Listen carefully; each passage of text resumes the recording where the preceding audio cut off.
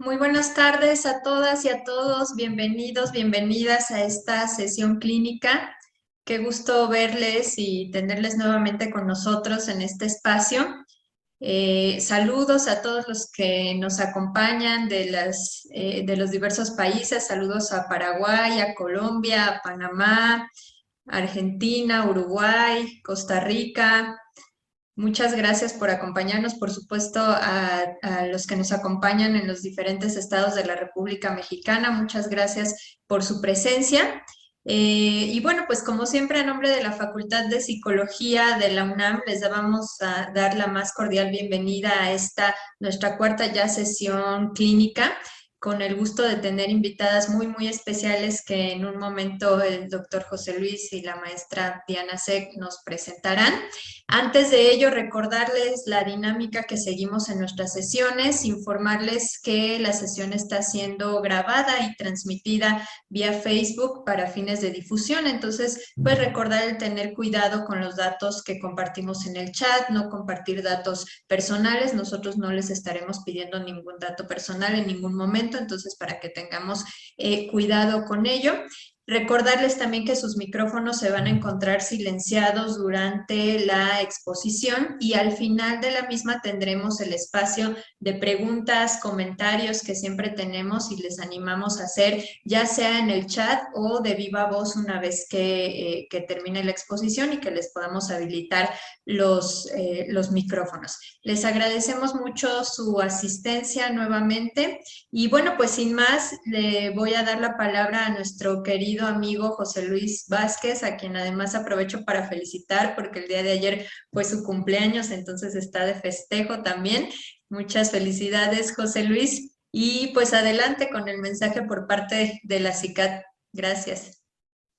Muchas gracias, doctora Félix, querida Bio, que bueno, que también acá seguimos festejando, que eso es lo importante. Pues qué mejor festejo, ¿no? Que el día de hoy estar aquí reunidos con todo este enorme grupo de personas de diferentes países de las Américas. Es un festejo muy bueno, muy agradable, una buena manera de compartir con todas y todos ustedes en este espacio de intercambio, de información, que es de utilidad para todas y todos y que de verdad que nos da muchísimo gusto ver que se conectan las personas desde diferentes países.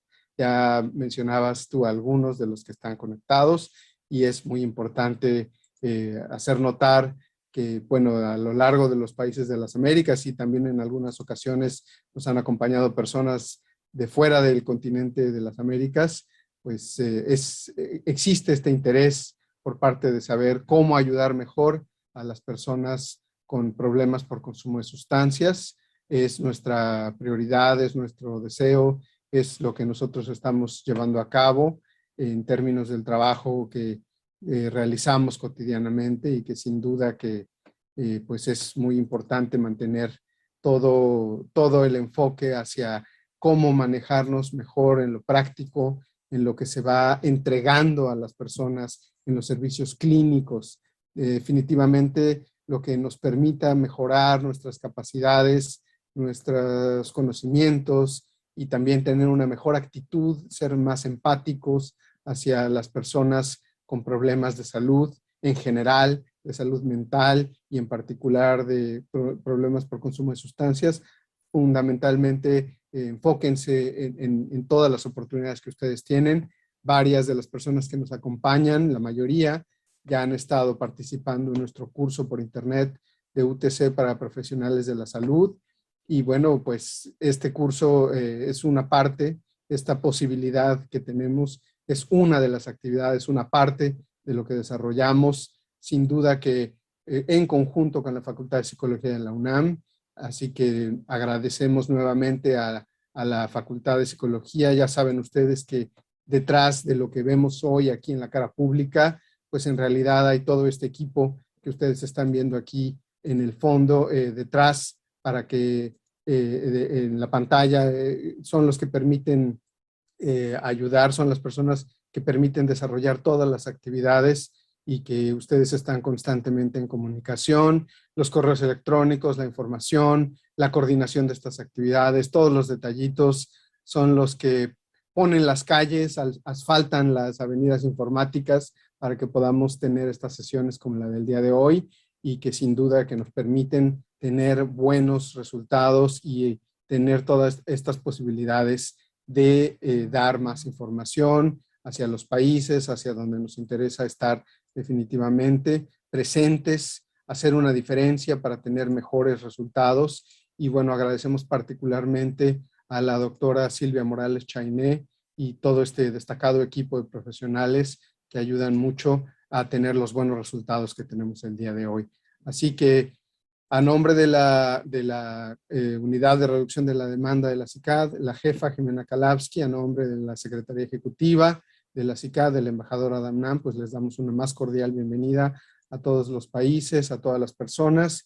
En particular agradecemos muchísimo a la doctora Ana Sierra, mi querida amiga, la doctora Ana Sierra, porque también pues el día de hoy vamos a estar abordando una temática muy importante desde la situación actual. Los temas que tocamos son siempre de actualidad.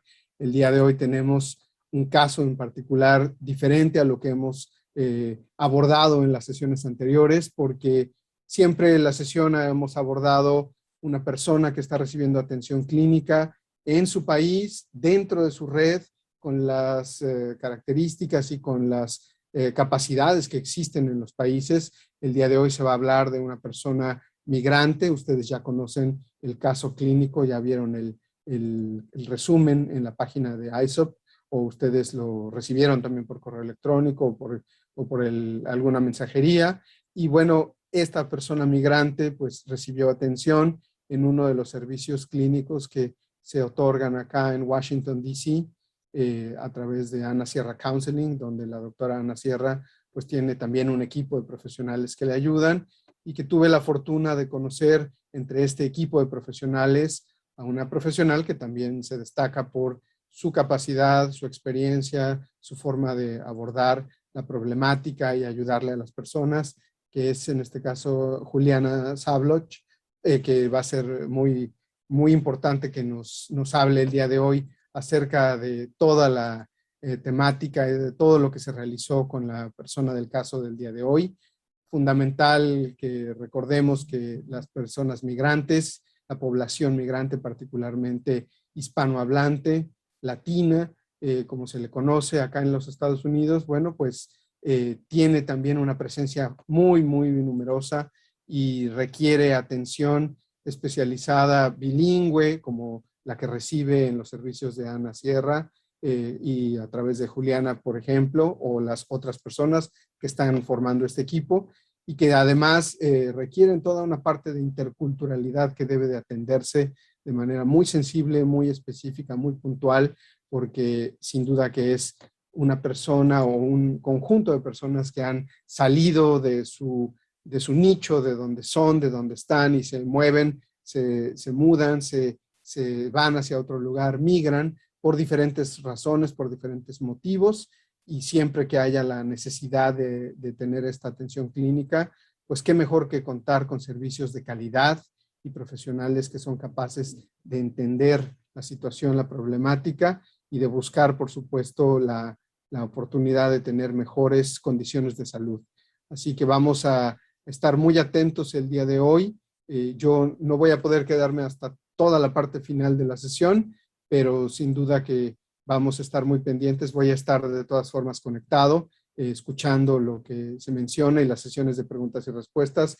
Como ya dijo la doctora Félix, es muy importante que ustedes hagan sus preguntas y respuestas, sus preguntas, para que se le dé respuesta desde las personas que están atendiendo de primera mano, de primera instancia, al caso en particular. Y bueno, qué mejor que saber qué es lo que pasó con esta persona, con este caso, y a lo mejor en el futuro todavía podemos seguir viendo más avances de este caso en próximas sesiones. Así que muchísimas gracias, te devuelvo la palabra, doctora Félix Bio, y pues continuamos con la sesión. Gracias. Muchas gracias, doctor José Luis, por ese mensaje. Y bueno, pues sin más, vamos a iniciar con el caso. Le voy a dar la palabra a mi colega, la maestra Diana Sec, que va a ser quien va a moderar la sesión de hoy, para que introduzca a nuestras ponentes el día de hoy y podamos entonces iniciar. Muchas gracias y adelante, maestra Diana. Hola, buenas tardes a todos y a todas. Espero escucharme bien. Y bueno, sin mayor preámbulo, pues vamos a dar paso a nuestra ponente del día de hoy, a Juliana Sabo. Espero estar pronunciando bien tu apellido.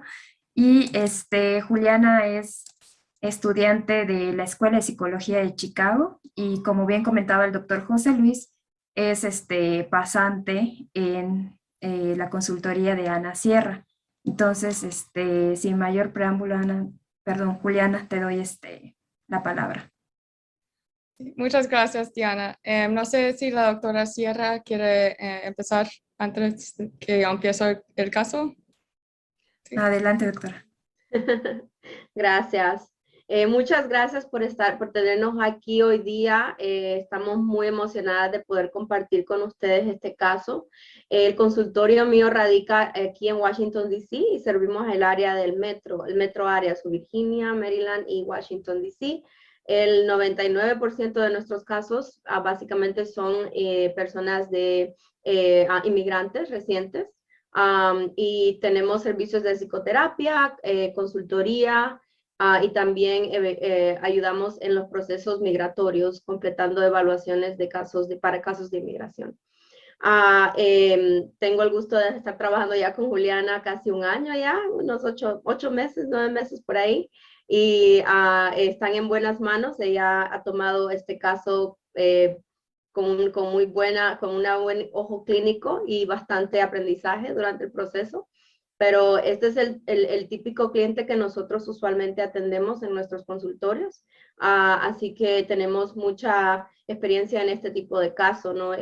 Dado que el contexto que es diferente en Washington, D.C. a otros lugares en Latinoamérica, teniendo en mente que aquí es un poco diferente cómo se pueden tratar los casos por varias razones que Juliana va a indagar mucho más en los detalles del caso. Pero muchas gracias por tenernos aquí. Yo voy a estar aquí también al final para la sección de preguntas y respuestas por si tienen alguna pregunta para mí en particular. Pero ahora, Juliana, este es tu show. Muchas gracias, doctora Sierra, y muchas gracias a todo el mundo para tenerme en esta sesión. Voy a compartir mi pantalla para que puedan ver mi presentación.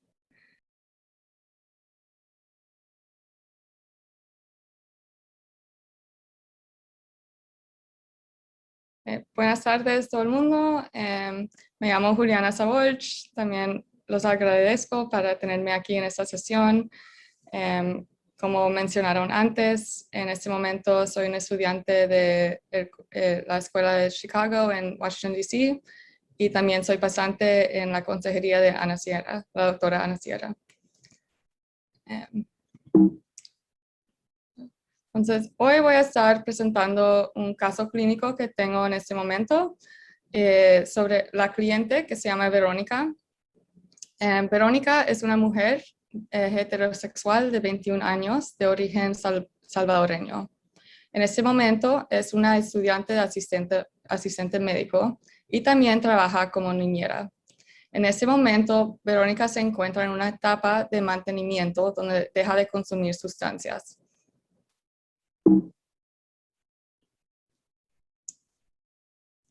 El motivo de consulta. Verónica fue referida al consultorio de mi supervisora, Ana Sierra Consejería, después de tener una evaluación de salud mental con respecto a su estado migratorio. Debido a la pandemia global, todas nuestras sesiones se realizaron a través de la plataforma de Zoom compatible con HIPAA, una ley federal de estándares nacionales son para proteger la información sobre la salud del paciente para que no se divulgue sin el consentimiento del paciente. Se le identificaron varios síntomas de trastorno de estrés postraumático, además de altos niveles de ansiedad y depresión. Verónica refiere que a los 11 años sufrió abuso físico por parte de su primo, quien al parecer sufría de una enfermedad mental que lo llevaba a actuar de manera violenta con los demás. Verónica sufría varios golpes al día por parte de él y recuerda que era demasiado joven y vulnerable para poder defenderse. Verónica también tiene antecedentes de abuso sexual y violación. Aun siendo nubil a los 15 años, sufrió una violación grupal en El Salvador. Verónica recurrió al consumo de sustancias, específicamente alcohol y cannabis, como medios para aliviar el dolor emocional que estaba experimentando. Su historia social y su sistema de apoyo. Previo al abuso físico y sexual, Verónica era una joven feliz y extrovertida. No tenía antecedentes de enfermedad mental. Se mudó a los Estados Unidos un tiempo después de los eventos traumáticos, donde vivió con su tía durante algún tiempo. Sus principales apoyos sociales en su familia eran su abuela y su tía. Verónica nunca estuvo cerca de su madre ni de su padre, sin embargo, permanecen en contacto de forma intermitente. Verónica continúa luchando con problemas de apego y confianza con respecto a los demás. Desde que sufrió las agresiones, Verónica tiene dificultades estableciendo relaciones de amistad. Entonces, su consumo de sustancias. Las sustancias que empezó a consumir fueron alcohol y cannabis.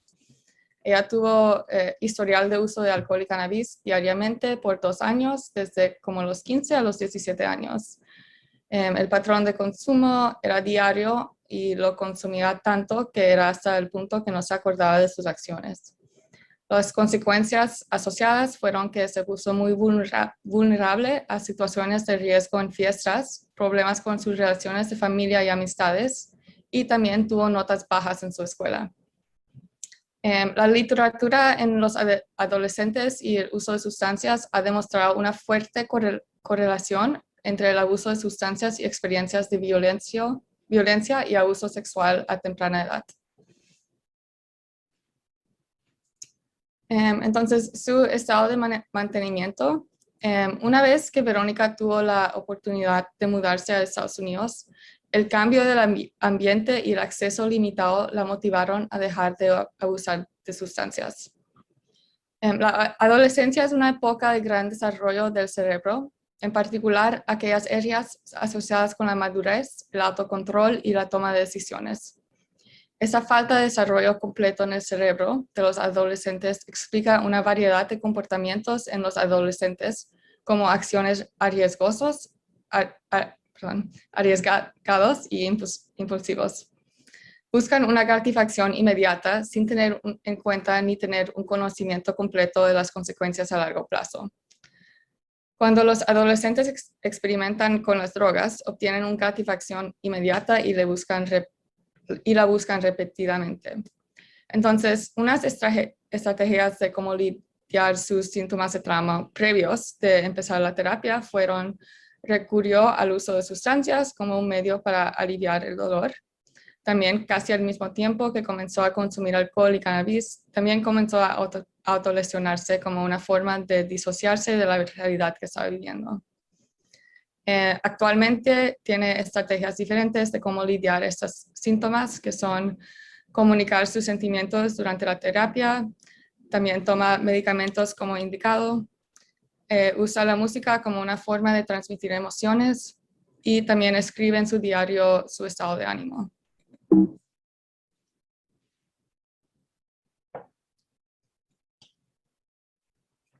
Entonces, su evaluación pre. Usé el PHQ-9 para evaluar el grado de gravedad de la depresión. Esta escala ha sido traducida y validada en español.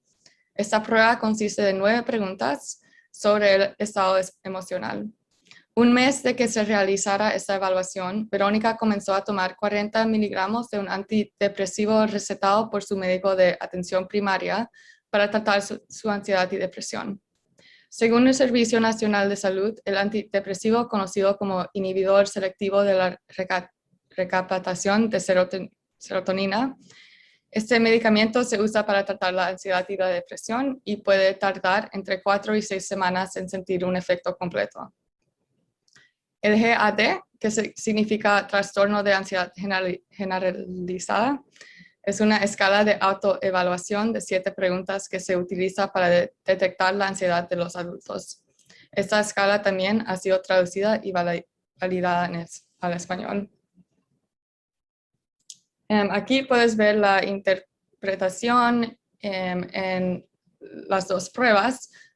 O sea que uno puede, en la prueba de PHQ-9, Verónica obtuvo un 22 que indica depresión severa, y en el GAD sobre la ansiedad obtuvo un puntaje de 15 que también indica una ansiedad severa.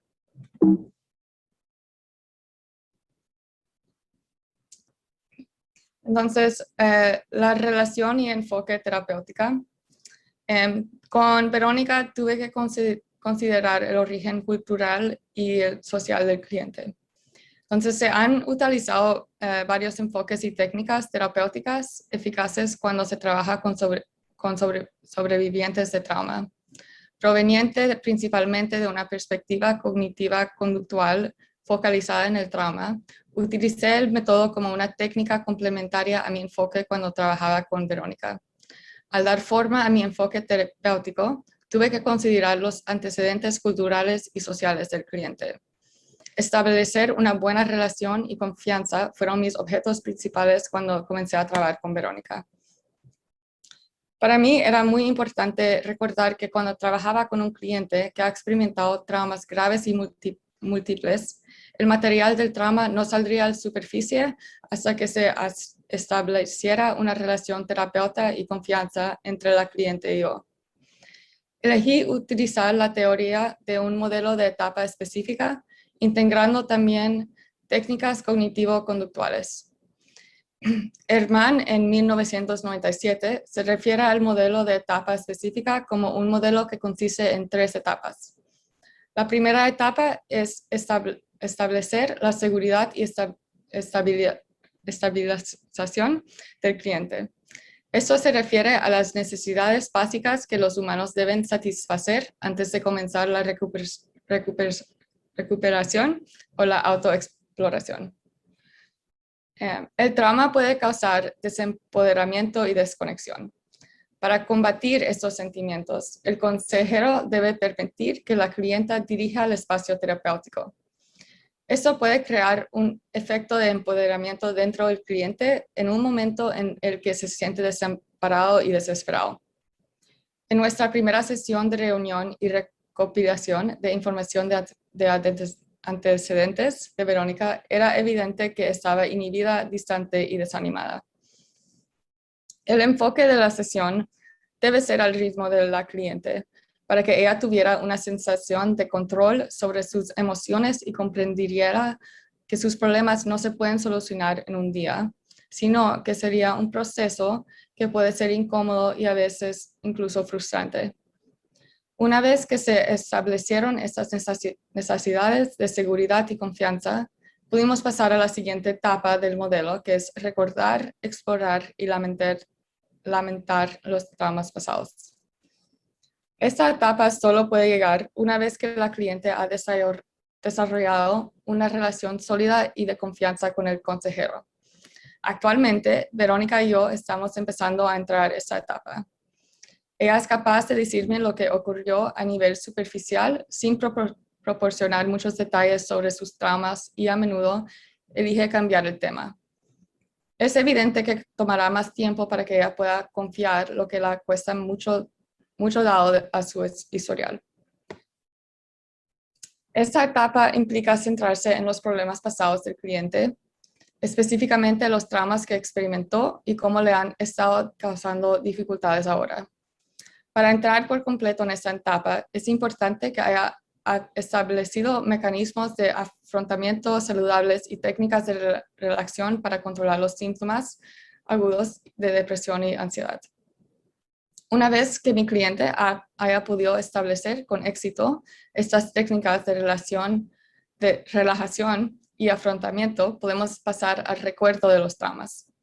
Esto permitirá a Verónica sentirse segura en el entorno terapéutico y establecer la conexión entre su pasado y su presente. Esta etapa implica una colaboración activa entre la cliente y yo.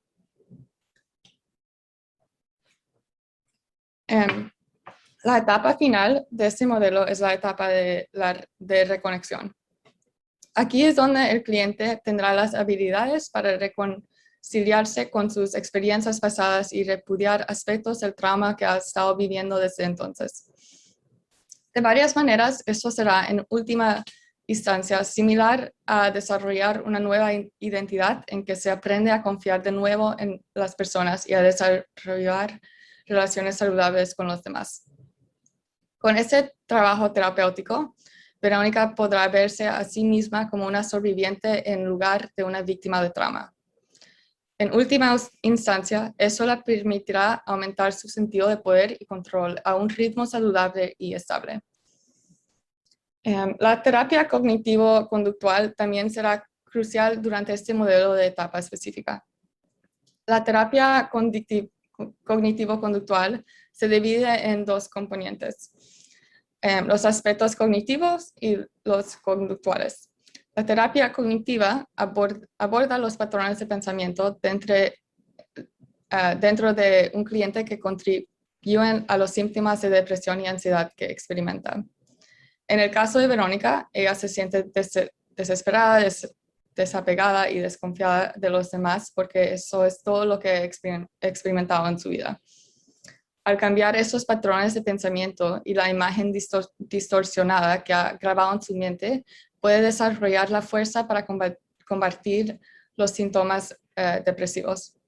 El aspecto conductual de la TCC aborda los comportamientos desadaptativos que el cliente está experimentando como resultado de su patrón de pensamiento. En este caso, los patrones de pensamiento casi la han llevado a realizar el acto de suicidio. Es evidente que el dolor que Verónica siente es tan profundo que la llevó a querer quitarse la vida en un momento. Este es un excelente ejemplo en donde la cognición y el estado emocional están profundamente arraigados al comportamiento. Entonces, la intervención. Quiero hablar sobre el nivel de intervención. En este momento estamos teniendo psicoterapia individual una vez por semana para 1 hora. En este momento también hemos tenido por ahí 20 sesiones aproximadamente vía telesalud. Los componentes implementados son la terapia cognitiva conductual focalizada en el trauma. Algunos elementos claves en la TCC focalizada en el trauma son la psicoeducación, las habilidades de afrontamiento y la regulación emocional relacionada con el trauma. Este tipo de terapia también le enseña a la cliente a manejar los factores estresantes de la vida diaria.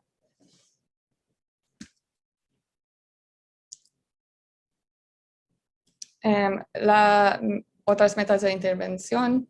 La meta de consumo es obviamente que se mantiene abstinente y la definición de la meta de consumo son que la paciente podrá mantenerse libre de sustancias y encontrar otras maneras para manejar sus sentimientos que le pueden llevar al consumo. Metas alternativas son desarrollar una relación positiva con otros, especialmente con el género masculino. La definición de las metas alternativas son que la paciente podrá aprender maneras de gestionar sus relaciones personales para poder crear seguridad y confianza con otras personas, especialmente con ella misma. Entonces, queremos mirar el balance decisional para la cliente. Entonces, ¿cuáles son las ventajas del consumo para la cliente? Para ella, de pronto, serían evadir pensamientos, también aprobación social. Entonces, como cuando la cliente comenzó a usar estas sustancias, las estaba usando bajo la presión de sus compañeros, probablemente debido a su edad de desarrollo. Por ahí tenía como 15 años, entonces esta es una etapa donde uno de verdad tiene mucha presión de sus compañeros. Las desventajas del consumo serían que sería más vulnerable a situaciones riesgosas, conflicto en su entorno social y bajo rendimiento académico. ¿Cuáles serían las desventajas del cambio? Pues tendría pensamientos y sentimientos indeseables, pérdida de amistades, y las ventajas del cambio serían, de pronto se puede conocer a ella misma más y tener control sobre su vida. Obviamente tratamiento adecuado, tener psicoterapia con medicamentos que son prescribed de su doctor, y también alto rendimiento académico. Es obvio que la abstinencia le ha permitido al cliente graduarse de la escuela secundaria y comenzar un estudio universitario. Entonces, cuando está evaluando a mi cliente, ella cumplió todos los criterios de trastorno de estrés postraumático. En el criterio A, solo se requiere una, pero tuve exposición directa. Obviamente sufrió trauma y abuso físico y también sexual. También supo que un familiar o un amigo cercano estuvo expuesto a un trauma.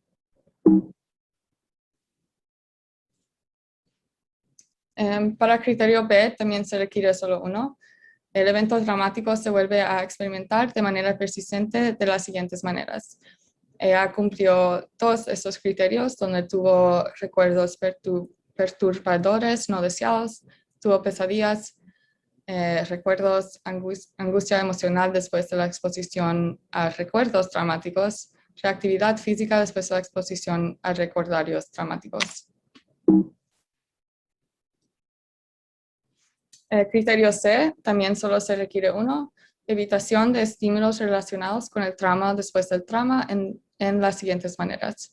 Ella tuvo pensamientos o sentimientos relacionados con el trauma y recordarios relacionados con el trauma. Criterio D, se requieren dos, que son pensamientos o sentimientos negativos que comenzarán o empezarán después del trauma de las siguientes maneras. Ella tuvo pensamientos y sus posiciones demasiado negativas sobre sí misma o el mundo. También tuvo disminución del interés en las actividades, sintiéndose aislado, dificultad para experimentar afecto positivo. Y esto es evidente porque en este momento, como mencioné antes, su sistema de apoyo solo es su abuela y su tía y una prima. Entonces no tiene amigos, no tiene nada, se queda muy aislada.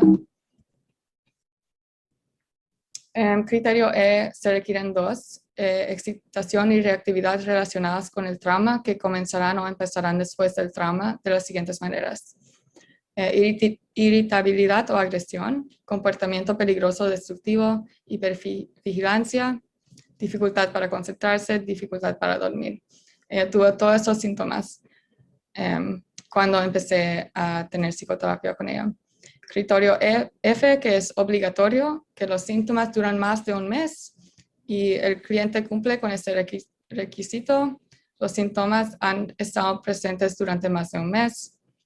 Criterio G, también requerido, los síntomas crean angustia o deterioro funcional, por ejemplo, social o ocupacional. El cliente tiene dificultades para participar socialmente, pasa la mayor parte de su tiempo en casa y también sus notas en la escuela han bajado bastante. Criterio H, que también es obligatorio, los síntomas no se deben a medicamentos, uso de sustancias o otras enfermedades. Verónica empezó a consumir sustancias después del trauma, entonces es evidente que los síntomas no son por uso de sustancias.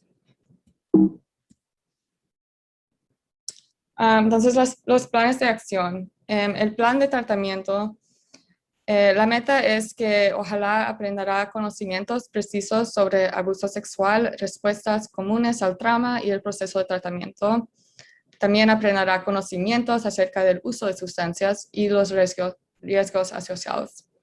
El objetivo para esa meta es que aprenderá hechos sobre el abuso sexual y el uso de sustancias, aprenderá hechos sobre el trastorno de estrés postraumático, síntomas relacionados con el trauma y recibirá información precisa sobre la exposición al trauma y la recuperación.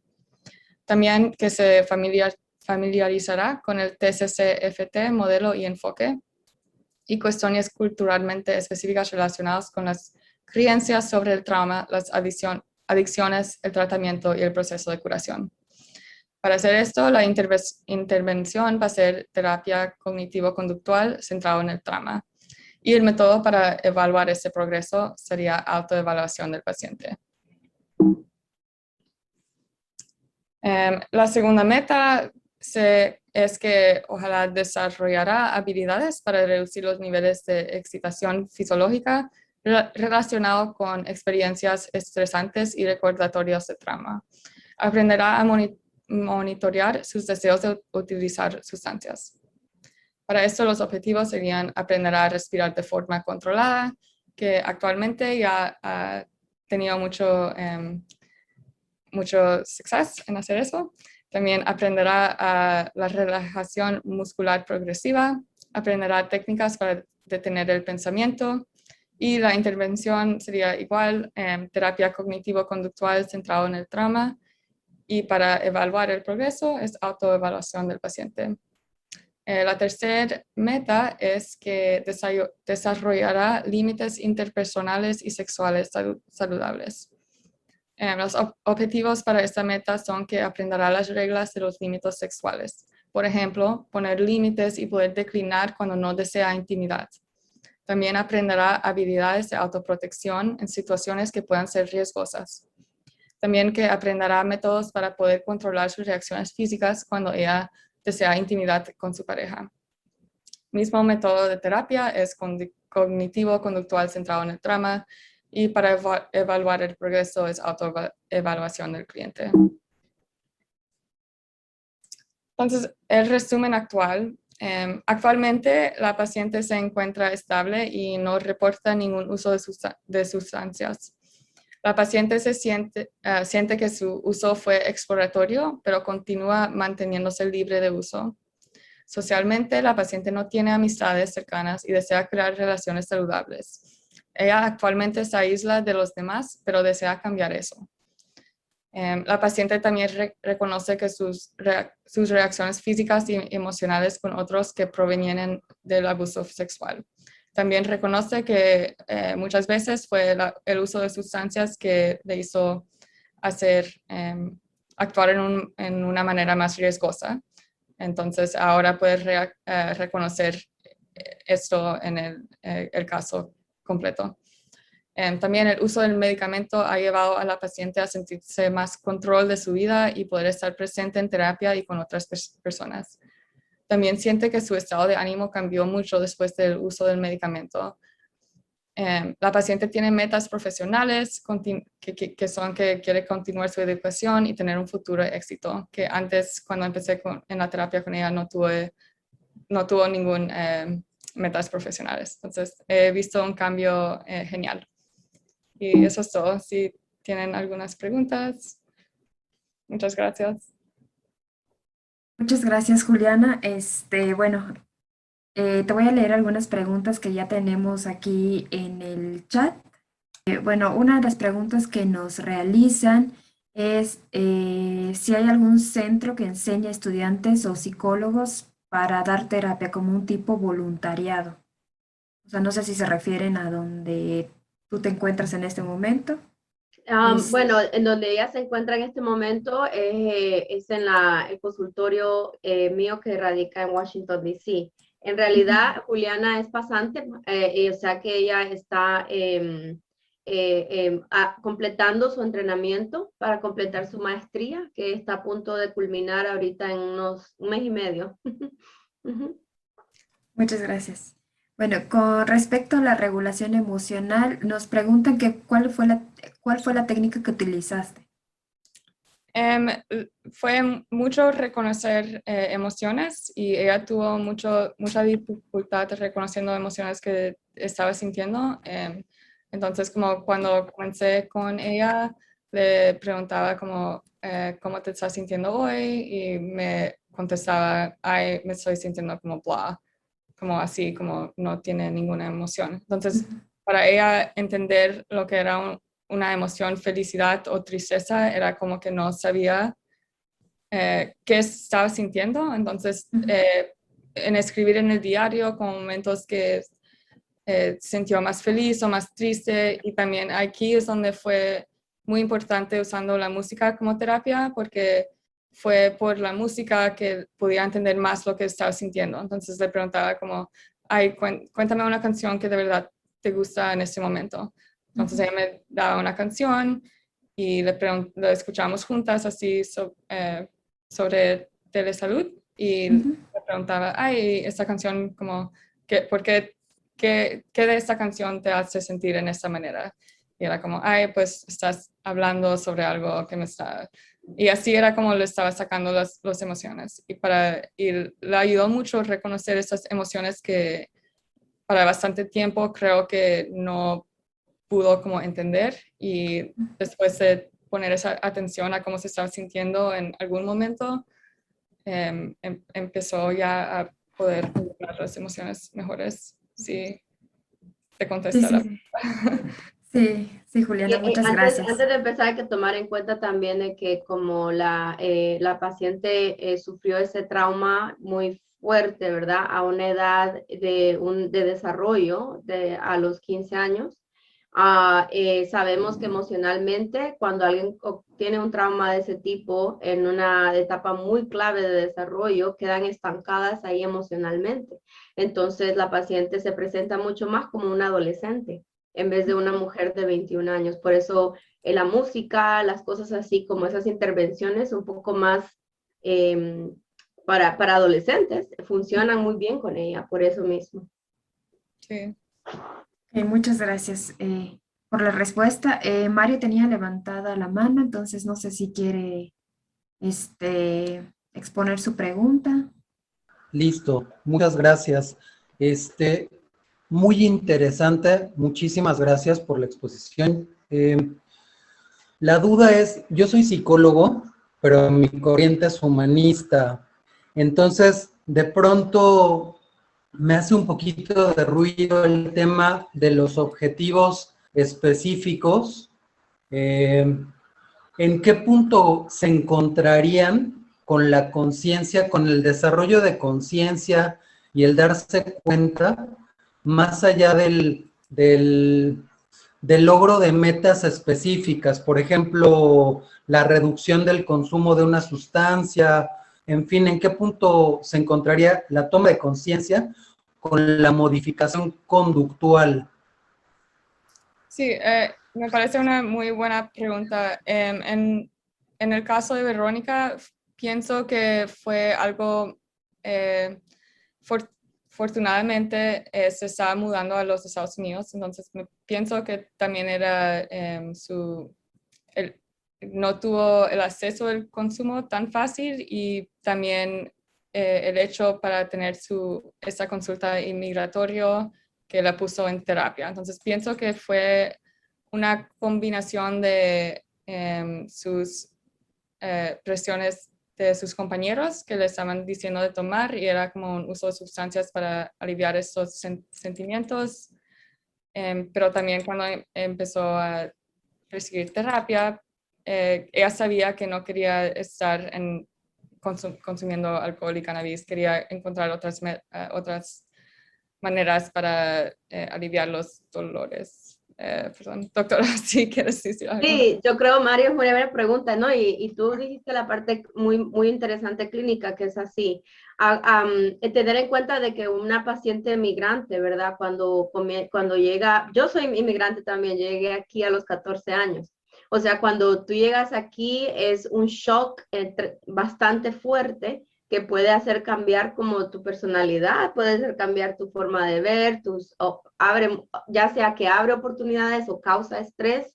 Hay un estrés que se llama estrés de aculturación, pero en una persona que está acostumbrada o que tiene el cerebro de una forma en donde ella ha sido dañada, está en modo supervivencia, ¿no? Entonces vemos ese modo allá cuando estaba en El Salvador. Una vez cruza para acá, ese modo de supervivencia le empuja a motivarse por otras cosas.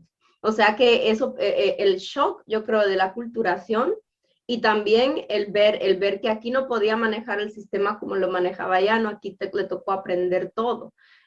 Así como dice Juliana, aquí no pudo tener acceso a lo que ella tenía acceso allá, ¿verdad? No, aquí no, nadie en ningún establecimiento le podría vender a una persona menor de edad una bebida, y es muy, muy, muy fuerte acá. En nuestros países a los 18 años eso ya se puede, ¿verdad?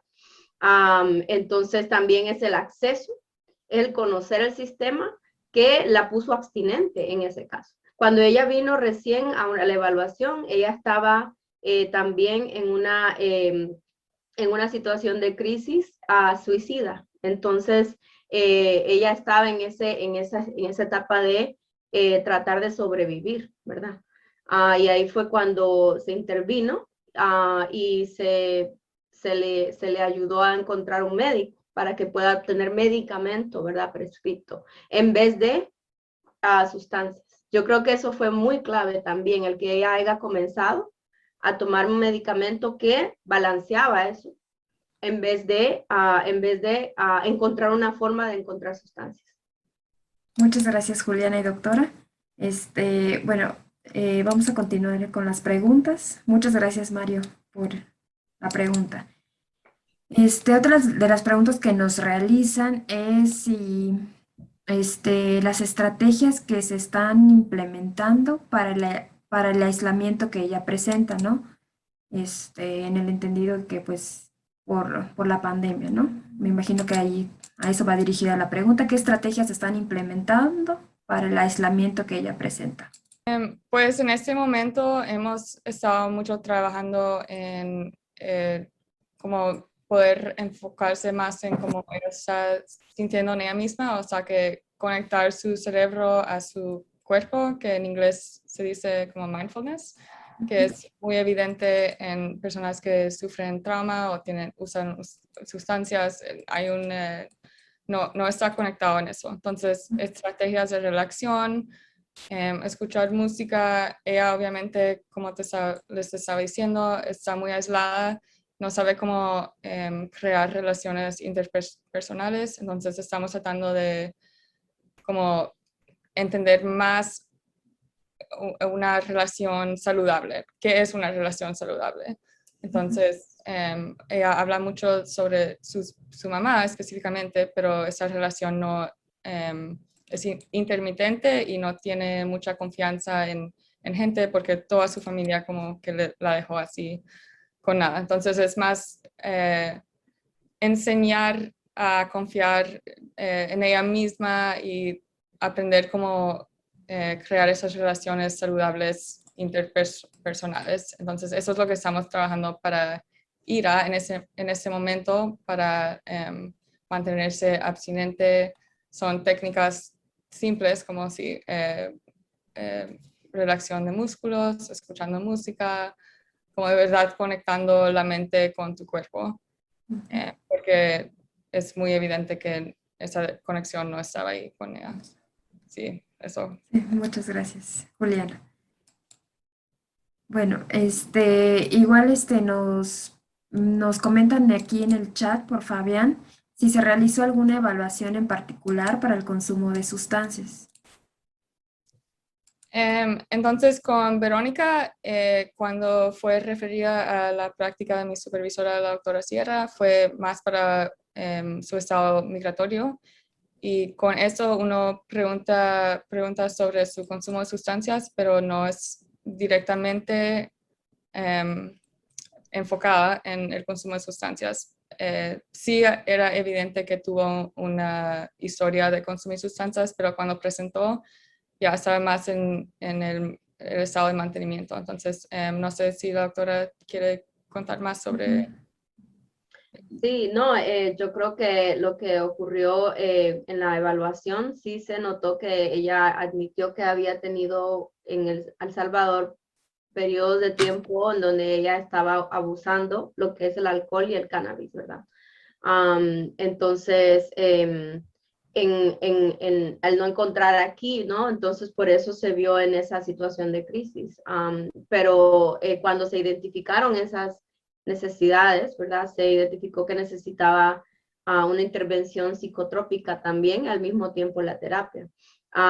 Por eso no ha habido una recaída o, bueno, cuando Juliana hace también sus sesiones, ella evalúa, le pregunta, ¿verdad? Platican y conocemos que puede haber espacio para que no digan todo lo que es, pero la confianza con la terapeuta tiene mucho que ver en cómo ella pueda sentirse cómoda de decir si ella está recayendo o no está recayendo, y hasta este punto suena como que Juliana no ha escuchado que ella ha recaído, sí, cuando le pregunta. La evaluación de uso de sustancias por estar en etapa de mantenimiento tiene que ser frecuente, más por el tipo de uso que ella tuvo, que fue, ella no solamente utilizaba, pero abusaba tanto de las drogas que no se acordaba de sus acciones, o sea que era muy impulsivo cómo utilizaba estas sustancias.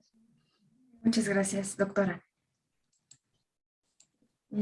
Bueno, entonces seguimos con las preguntas. Otra que nos realizan es, ¿qué tipo de terapia es la que más les ha dado buenos resultados con esta persona, con Verónica?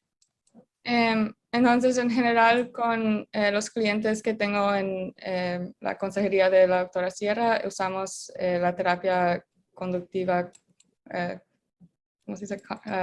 Cognitive behavior. Sí, pero enfocado en el trauma. Porque muchos de los clientes que tenemos son migrantes que han sufrido mucho trauma en sus países donde vienen, y definitivamente pienso que es el más efectivo porque uno puede aprender más sobre cómo la persona es culturalmente y también cómo el trauma le ha afectado cognitivamente. Entonces, entendiendo cómo, no sé cómo decirlo, enfocando más las acciones y los pensamientos, pero enfocado en el trauma. Entonces, ¿cómo es que ese trauma ha persistido en tu vida diariamente en este momento? Y no inmediatamente uno no enfoca en el trauma, sino en los comportamientos que uno está teniendo diariamente, y después establecer esa confianza con la terapeuta para hablar sobre ese trauma y cómo dig deeper. Sí. Sí. Muchas gracias, Juliana. Un poco de la mano con esta pregunta también nos comentan por qué, o sea, cómo se tomó la decisión de utilizar el enfoque cognitivo-conductual. Pues para mí ese es cuando, obviamente yo todavía soy estudiante, pero para mí eso como terapeuta, ese es el enfoque que yo tengo generalmente, es el TSC, pero porque con la consejería de la doctora Sierra hay mucha trauma, entonces es un tipo de terapia que es más enfocado en la trauma y cómo eso ha afectado los pensamientos y las acciones que uno tiene. Y me parece que es un método muy, muy bueno para bastante los clientes que tenemos en este momento, porque hay mucha psicoeducación, maneras de conectarse con uno mismo, porque como estaba diciendo antes, mucha gente que sufre de trauma, la mente se desconecta del cuerpo y es muy difícil como conectar esos dos otra vez, y sufre depresión, ansiedad, bastantes otras cosas. Entonces poder tener un enfoque más cognitiva y enfocado en el trauma es un proceso largo, pero pienso que un proceso largo, pero sí funciona. En mi experiencia con Verónica sí funciona mucho. Sí. Muchas Sí, gracias, lo que la literatura muestra es que cuando nosotros nos enfocamos en lo que es el evento que desencadenó, ¿verdad? Este tipo de disfunción como un trauma, es la terapia cognitiva conductual focalizada en eso. Quiere decir de que en todas las sesiones se está tocando una parte de ese tema, porque afecta mucho al bienestar de la persona, especialmente las víctimas de abuso sexual, violación. Se benefician mucho de esto porque tienen muchos, vuelven a revivir estas experiencias cuando ellas están tratando de tener intimidad voluntaria, ¿verdad?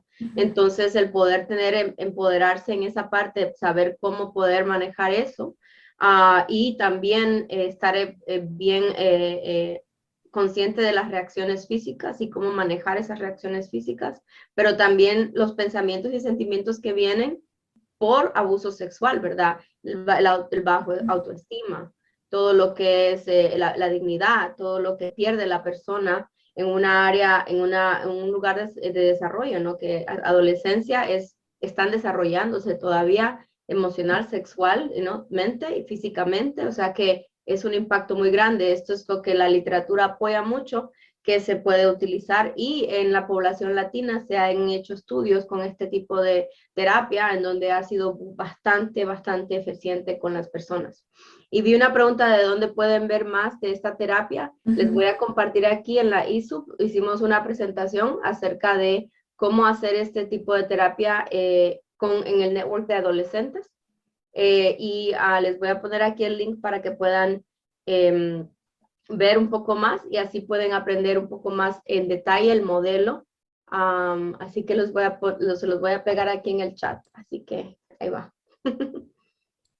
Sí, de hecho, justamente nos preguntan también en el chat si la intervención estaba basada como en alguna guía de práctica clínica Sí. y si estaba como especialmente diseñado para la población o ustedes realizaron como una adecuación para este caso.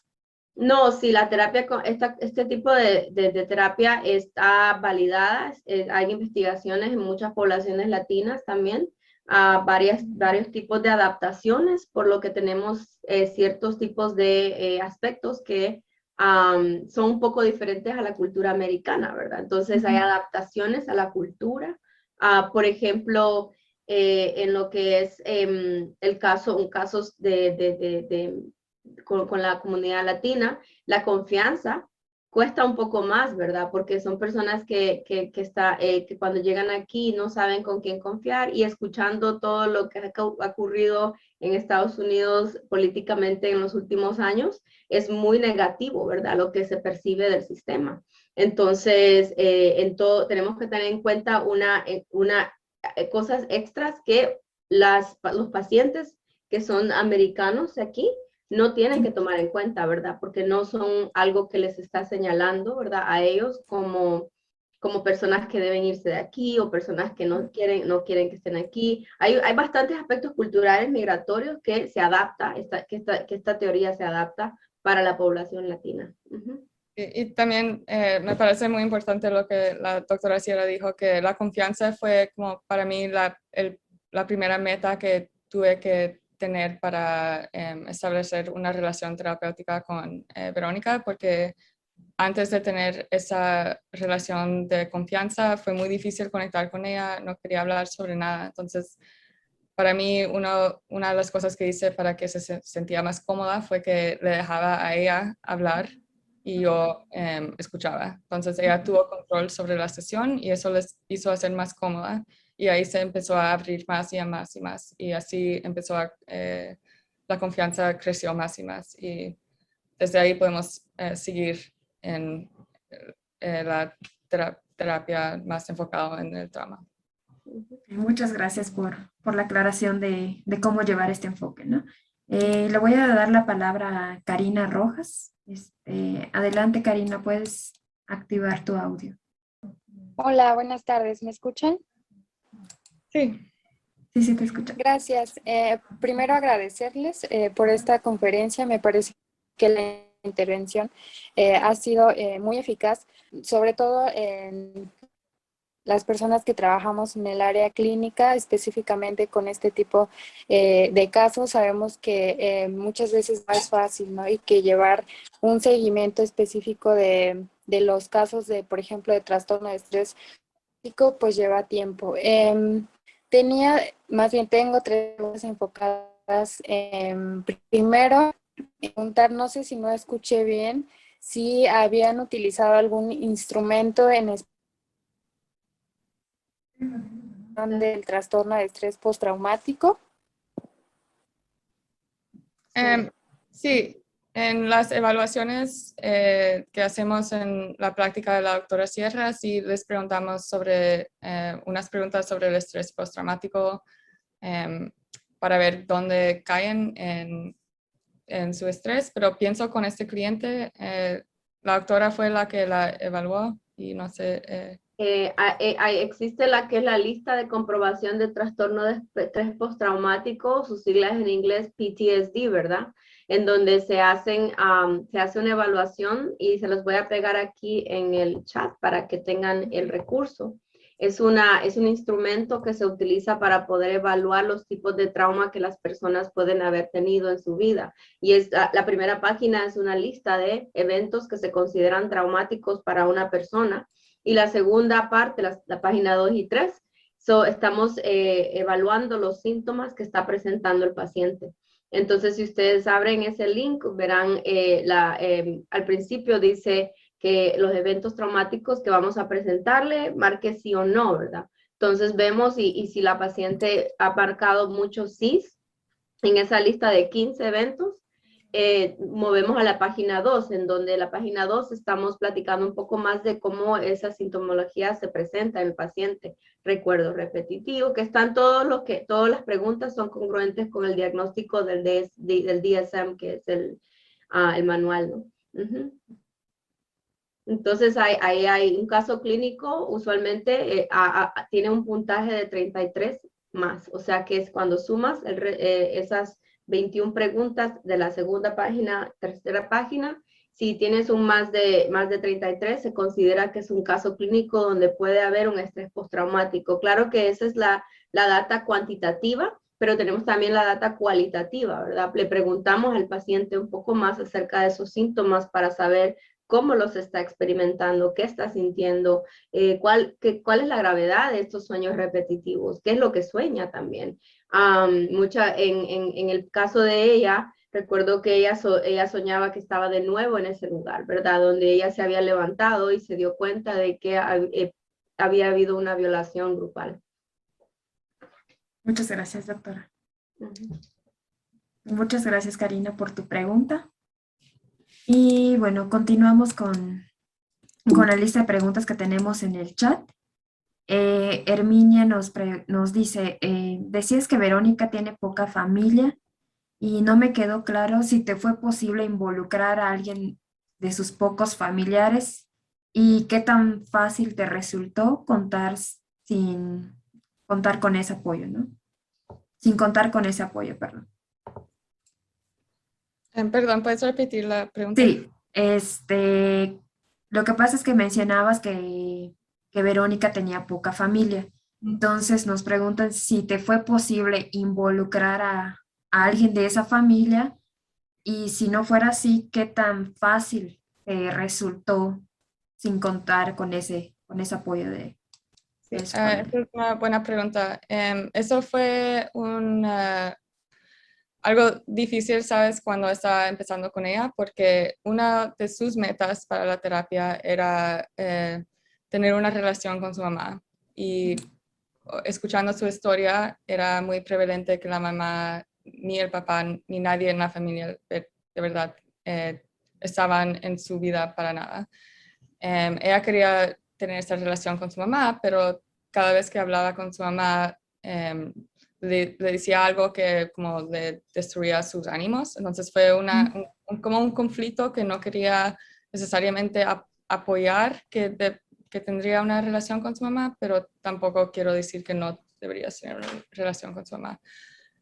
Pero en ese momento la verdad es que ella tiene un caso muy difícil porque sus papás, como dije antes, fueron intermitentes en su vida y ella tuvo que crecer rápidamente como básicamente sola. Se mudó aquí en Virginia con su tía, todavía tuvo que pagar su rento, estuvo en una situación muy difícil donde de verdad no tuvo ningún sistema de apoyo.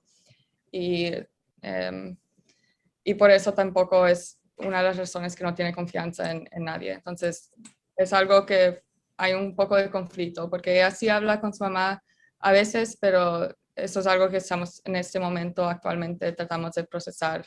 ¿Cuáles son las interacciones? ¿Cómo deberías hablar con tu mamá? ¿Cómo deberías pensar sobre las conversaciones? Entonces, eso es algo que en este momento estamos trabajando en. Muchas gracias, Juliana. Igual, ligado a esta pregunta, nos comentan cómo se puede compensar esta falta de apoyo familiar. Yo Si bien- creo que es muy importante el contexto del inmigratorio, ¿verdad? Porque muchas personas migrantes puede que no tengan una red de apoyo como lo tenían en su país natal, ¿no? Tenían de familia, vecinos, personas que se vuelven familia porque trabajas con ellos. Es muy diferente la cultura. Aquí es un poco más aislado, ¿verdad? Esa parte de la cultura.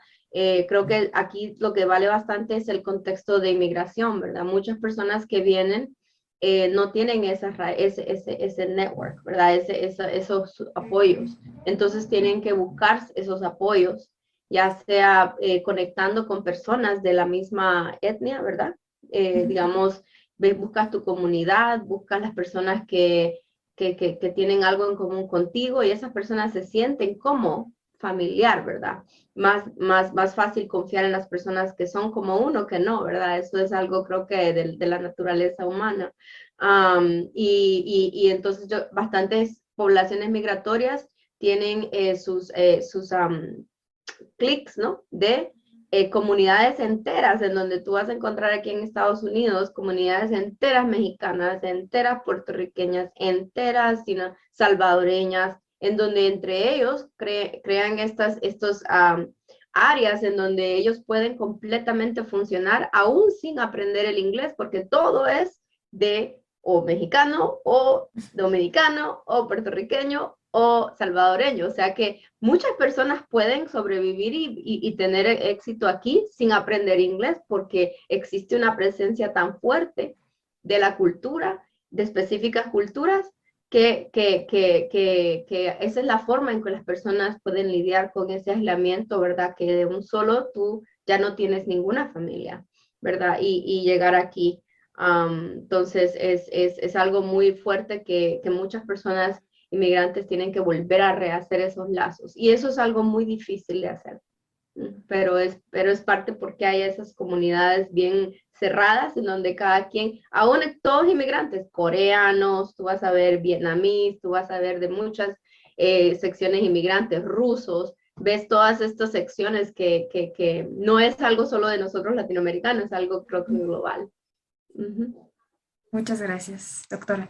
Y bueno, en este momento le daría la palabra a Verónica, que tiene levantada la mano. Adelante, Verónica, puedes encender tu audio. ¿Ya me escucha? Hola, buenas Sí, tardes. Verónica. Hola, buenas tardes. Muchas gracias. Buenas tardes. Bueno, ya lo había escrito en el chat, pero igual lo comento. Mi duda es, por ejemplo, en esta terapia que tú estás utilizando, ¿hay algún máximo de sesiones que se tengan con ella o no hay máximo hasta que tú ya notes que ella está mejorando? Sí, Verónica, gracias. Muy buena Gracias. pregunta. No hay máximo de sesiones. La realidad es que uno tiene que pasar una etapa y después seguir a la próxima. Entonces, uno no puede decir que hay como 10 sesiones. Puede durar como un año o algo así. Es totalmente en cómo la cliente responde a las sesiones personalmente. Porque a veces mucha gente le cuesta mucho trabajo abrir como en las primeras sesiones. Uno tiene que tener más confianza. A veces uno tiene trauma que es tan grave que en la mente uno le olvida y tiene que recortar como más tarde sobre hablando, cosas así. Entonces, la verdad es que no hay como un número específico de sesiones, pero buena pregunta. Es más en cómo va la cliente en esas sesiones. Para contestar un poco más a fondo eso, en términos de las investigaciones que se hicieron para poder crear este módulo, se recomendaban 16 sesiones, ¿verdad? Pero son muy estructuradas, son muy, digamos, sesión 1, esta es la meta y esto es lo que hay que hacer. Sesión 2, esta es la meta y esto es lo que hay que hacer. La dificultad con ese tipo de metodología para una cultura que no habían estudiado, que era la de nosotros, ¿verdad? Es que no era muy flexible, era demasiado rígida, ¿verdad? Más americanizada. Entonces, al poder incorporar los aspectos culturales, esta intervención se hace mucho más flexible porque hay otros aspectos que hay que tomar en cuenta en la cultura de nosotros, entonces, de los latinos, ¿verdad? Entonces, por eso es que esta no hay un número específico, sino que están esas etapas, como Juliana está pasando las etapas con ella, en donde cuando ya se ve que hay alcanzado las metas de una etapa, sigue a la siguiente. Una pregunta aquí que nos realiza muy interesante sobre si se ha trabajado en el mantenimiento de las metas y aprendizajes en terapia, en dado caso que la clienta regrese a su país de origen. Yo no tengo esa experiencia, no sé si la doctora ha tenido. Bueno, para poder conversar de eso es que si en caso eso ocurriera, es algo que está en la mente de la persona todo el tiempo. Esto es un caso en donde hay algo pendiente migratorio, o sea que puede ser una posibilidad que la persona tenga que regresar a su país y está aquí por un momento, por un tiempo. En estos casos, también, si eso es una preocupación que la persona tiene, eso lo va a decir en la terapia. Estoy preocupada por este caso, tengo esta preocupación por este caso. Usualmente, las evaluaciones que nosotros hacemos para casos de inmigración en general, muchas personas no lo saben, pero un caso de inmigración es mucho más fuerte cuando hay una evaluación de salud mental, no porque haya un diagnóstico o no, pero porque demuestra, ¿verdad?, cuáles son esas experiencias que la persona ha sufrido, en las cuales las personas tuvieron que irse de su país, ¿verdad? Ya sean amenazas, ya sea violencia, ya sea cualquier otro tipo de situación en donde ellos no se pudieron sentir protegidos por su gobierno, ¿verdad? Entonces, cuando nosotros hacemos estas evaluaciones, lo que le damos vida es a cómo estas experiencias que han tenido en sus países han hecho un daño emocional o han tenido una consecuencia emocional en esta persona después de esto, lo cual específicamente este caso, cumpliendo ese requisito, muy probablemente va a quedarse en el país. Muchas gracias. Pero siempre existe la posibilidad. La posibilidad. Claro. Sí. Gracias. Norma Fuentes nos pregunta, ¿qué fue lo más difícil de manejar terapéuticamente con Verónica y cómo lo resolviste, Julián? Al comienzo, cuando leí su caso, me pareció muy difícil porque ella era solo pienso como mi tercer cliente que tuve desde que empecé con la doctora Sierra, y tenía como mucho ánimo para empezar una nueva cliente, y después leí su caso y era muy duro porque hay mucha trama en su caso. Y cuando empecé a hablar con ella como la primera sesión y conocerla, escuchar sobre como el básico de su trama, fue muy difícil como mantener mis emociones intactas. Pero la verdad es que fue más como un challenge, digo, para ¿Un reto? cada sesión fue un challenge así para hacer que se abre más o que se confía más en mí. Y después de como, no sé, un mes, empezó a abrir más y yo sentí que me veía más como, no sé, alguien que ella podía confiar en cuando no podía confiar en nadie en su vida. Y había unas sesiones donde ella solo hablaba todo el tiempo y casi no podía como escuchar casi como 3 palabras porque estaba como, no sé cómo decirlo en español, venting, hablando así muy rápido. Pero eso me hizo sentir mejor y tuve más confianza, y también obviamente con la supervisión de la doctora Sierra, que hablé mucho sobre su caso, y con el otro intern, el otro pasante al mismo tiempo. Entonces tuve mucha dirección de la doctora Sierra que me hizo sentir más segura sobre el caso, y y me pareció un caso muy interesante y también triste, pero que sí, hay mucho potencial para ella. Gracias, Julia. Ajá. Y bueno, yo creo que con esto cerraríamos la ronda de preguntas. Beatriz Navarro nos comenta, en la etapa de mantenimiento, ¿qué herramientas o actividades se pueden emplear para mantener la motivación de Verónica?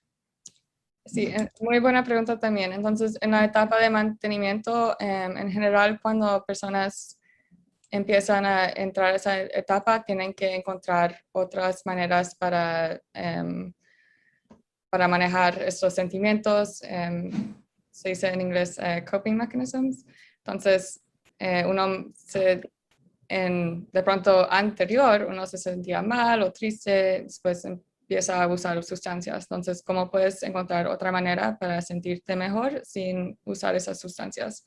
Entonces, obviamente uno necesita tener la motivación primero para parar de usar sustancias y encontrar otra manera para aliviar esas emociones que uno está sintiendo en una manera saludable. Entonces, en el caso de Verónica, obviamente la terapia y los medicamentos que estaba tomando también, que fueron prescribados de su doctor, fueron muy importantes para ella, porque fue un cambio gigante. Ella pudo hablar sobre sus emociones, sobre sus pensamientos, conectar con cómo ella se estaba sintiendo, y también ella me había contado que le gustaba dibujar mucho, y entonces le di a tarea como que para la próxima semana dibuja algo que estás pensando, o saca una hora de tu día y dibuja algo, o escribe cómo te estás sintiendo, algo así, o escucha una canción que te gusta. Y en hacer eso fue una manera para aliviar esas emociones que antes de pronto le llevaba a tomar o usar cannabis, algo así, y tuvo la misma tuvo la misma reacción, pero en una manera saludable que las sustancias le estaban dando. Sí. Gracias, Juliana, por tu respuesta. Bueno, aquí en el chat también nos realizan, bueno, más bien te felicitan, ¿no? Por la ponencia. Amanda Juárez nos comenta que justamente es muy importante la empatía, la confianza y dar seguridad a la persona.